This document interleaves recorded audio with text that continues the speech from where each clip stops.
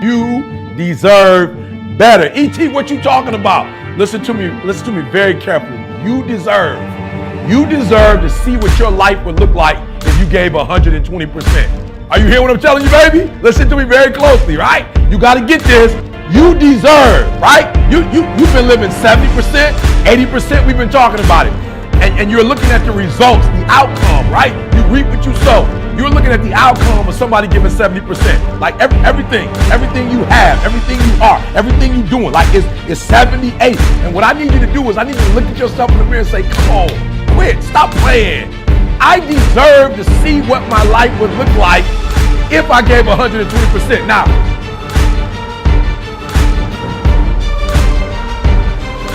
is certainly by the avoidance of deceit, particularly in language, but also by the adoption of responsibility for the conditions of existence and some attempt on your part to actually rectify them.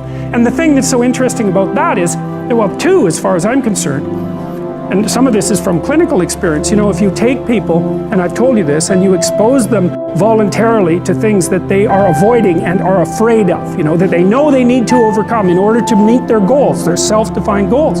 If you can teach people to stand up in the face of the things they're afraid of, they get stronger. And you don't know what the upper limits to that are, because you might ask yourself, like, if for 10 years, if you didn't avoid doing what you knew you needed to do, by your own definitions, right, within the value structure that you've created, to the degree that you've done that, what would you be like?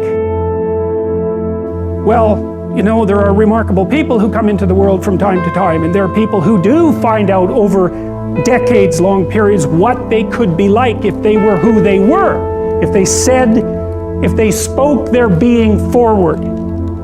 And they get stronger and stronger and stronger, and we don't know the limits to that. We do not know the limits to that. And so you could say, well, in part, perhaps the reason that you're suffering unbearably can be left at your feet, because you're not everything you could be, and you know it. And of course, that's a terrible thing to admit, and it's a terrible thing to consider, but there's real promise in it, right? Because it means that perhaps there's another way that you could look at the world, and another way that you could act in the world, so what it would reflect back to you would be much better than what it reflects back to you now. My experience is with people that we're probably running at about 51% of our capacity. I mean, you can think about this yourselves. I often ask undergraduates how many hours a day you waste, or how many hours a week you waste, and the classic answer is something like 4 to 6 hours a day.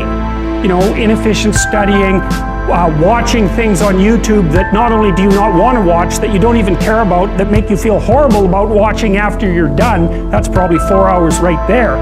You know, you think, well, that's 25 hours a week, it's 100 hours a month, that's 2.5 full work weeks, it's half a year of work weeks per year. And if your time is worth $20 an hour, which is a radical underestimate, it's probably more like 50 if you think about it in terms of deferred wages.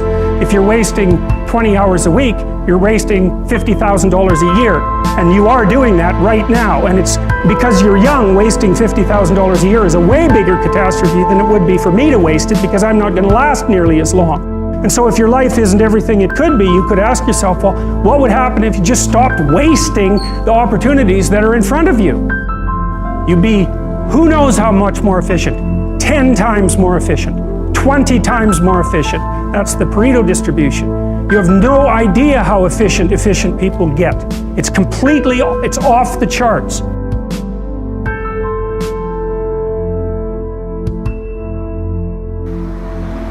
A lot of people say, oh, I just want to sort of, they're kind of dabbling in the idea of improving themselves. And the real way to do it is you got to write down what the fuck you want and then go after it. If you decide, I'm going to get down to bang, I'm going to do this, I'm going to run a marathon in less than 5 hours, I'm going to, you know, whatever the fuck it is, you got to write that shit down and go for it. But if you can get through to doing things that you hate to do, on the other side is greatness. By me running, I am callous in my mind. I'm not training for a race. I'm training for life. I'm training for the time when I get that 2 o'clock in the morning call that my mom is dead or something happens tragic in life. I don't fall apart. I'm training my mind and my body and my spirit so it's all one, so I can handle what life is going to throw at me. Because the life I've lived, it throws a whole bunch at you. And if you're not physically and mentally prepared for that, you're just gonna crumble and you're good for nobody. And you don't need 2.5 hours. You can get a great workout in 40 minutes, and that's all you need for the whole day, 100%. You know, this idea of time, like how much time did you put in today? Like, you could work out in a bullshit manner for 2 hours and not get nearly as much done as you can for a half hour hard just running. So I have to get those things in. The only exceptions are injuries and sickness. Hear me? When you put in 120, not only does it affect your life, it affects your family's life, it affects your friend's life, it affects your community's life.